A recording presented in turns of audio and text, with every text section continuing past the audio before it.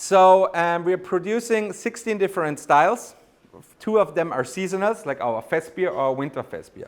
Here in the US, we have now 9 different styles, and we produce 55% of our volume every year. So like more than the half is just our Hefeweissbier. And this is, of course, the wheat beer or the beer we are most known for. Actually, when it comes to this wheat beer or to our Hefeweissbier, I invite you to check any major internet site for beer ratings, like ratebeer.com, Beer Advocate or Untapped. If you go on those sites and you check for Hefeweissbier, I will promise you that on every one of those sites, we are the number 1, rated by tens of thousands of people all around the globe. They said, okay, when it comes to Hefeweissbier as a style, Bavarian style Hefeweissbier, this is the best. And this is something actually where especially our brewmaster Biers is very proud of. Because he says when we're winning medals or when we're winning beer competitions, this is something fantastic because in a blind tasting, beer experts are saying, hey, your product in that style is one of the best in the world. But Biers always says the ratings online from the people that are actually paying money for the beer, this is actually the real deal for him, because he's not brewing beer for judges and international competitions, he's brewing beer for the people. This is something important, number 1 wheat beer in the USA. Actually also something we are very proud of, because we are not driven for volume. If volume means that we have decreasing quality, we will not go for this. Yeah? So volume means for us, we take every volume as soon as we can stand up to the quality expectations. Pouring wheat beer, also very, very important issue. Always pour it in ideal case in a freshly rinsed glass with cold water, because for Germans, very important, when you rinse the glass with cold water, you have a much better foam stability. And as long as the foam is stable in the glass, the much more, in Germany especially, the people will consider it a good beer and a good quality. So that's why the rinsing of the glass is actually always helping to get a good foam stability. 45-degree angle for the beer when you pour it, getting steeper when you fill up the glass a little bit till you are with the foam on the upper end.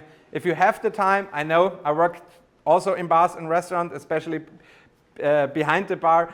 You don't always have the time to make the perfect pour, because that's the reality out there. When it's busy, then you just need to bring it out there. That's the reality, period.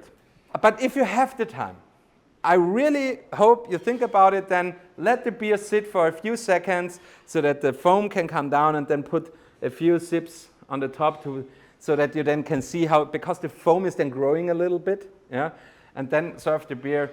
And out of the bottle is only one thing to mention, that in the bottle you need to swirl up the ground, because the yeast is settling down on the ground, and then you need to swirl up the last, few centimeters of the glass, and then pour it in, so you have a homogeneous yeast distribution inside the glass.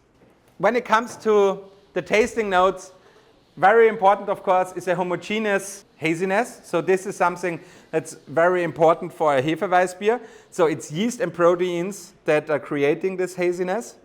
And very important for German beers. It's 2 reasons, a cultural reason and a quality reason, is foam.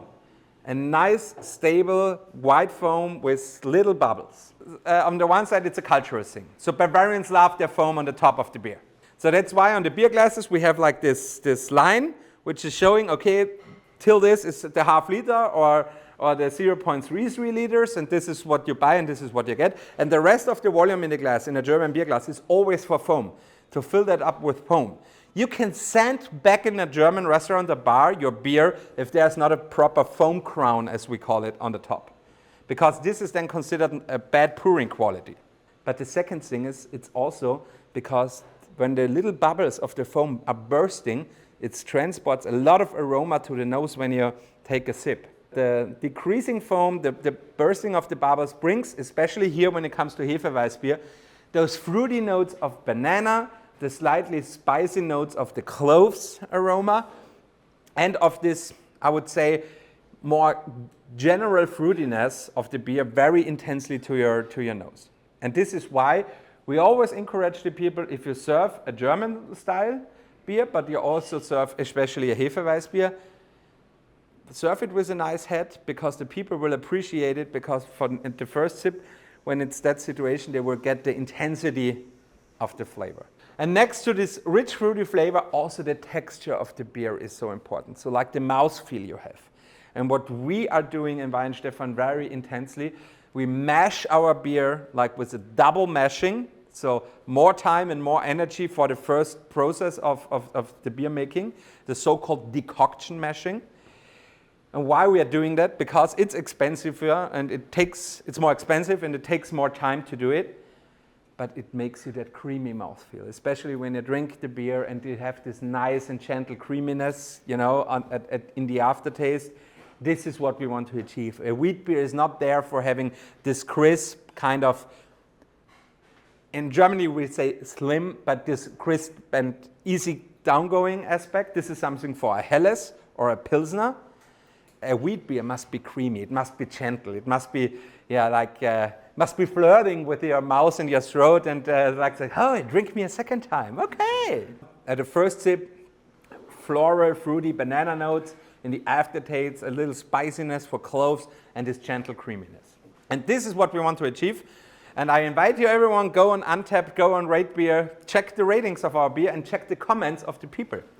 And actually this is what the people are writing about our beer. They are saying, hey, it's creamy, it has this banana flavor. And this is where we always get our feedback also from, let's say, the front line, so from the consumers. Are we still there where we should be? And this constant reflecting with your quality and with your taste profile, very, very important. And you will see always our brewmaster weekly checking the apps on his phone and seeing what is writing, what the people are writing about it. The people like it and the judges like it. We like it. I hope you like it too.